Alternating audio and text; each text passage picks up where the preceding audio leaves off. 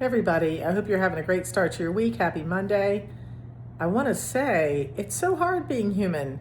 What does that mean? It's so difficult sometimes to stay in the moment, to not want to rush anything, to rush things that you've been wanting. Maybe you see how close you're getting to something and or maybe you're not, or maybe you think you're not.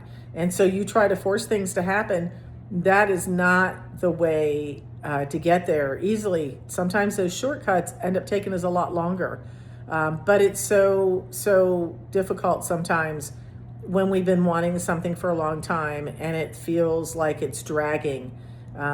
Whether that's, you've waited for a long time to get to the point where you made a large purchase, and instead of waiting till you just said, I'm going to pay off this one last thing and then I'm going to do it.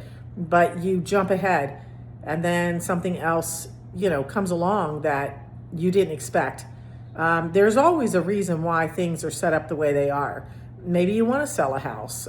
Maybe it's taking longer than you think it should, but remember, everything lines up. So maybe the next place you're supposed to be in your journey and your divine plan hasn't become available. And that's why whatever you're trying to do hasn't worked out. There's always a reason. I'm not able to look into my crystal ball and tell you all the reasons why it may not work out for you exactly the way you think it should, but I know it'll work out exactly the way it's supposed to. And that is definitely divine timing, and it's definitely how it lines up. But it takes us a lot longer sometimes to get somewhere when we're impatient and we don't wait.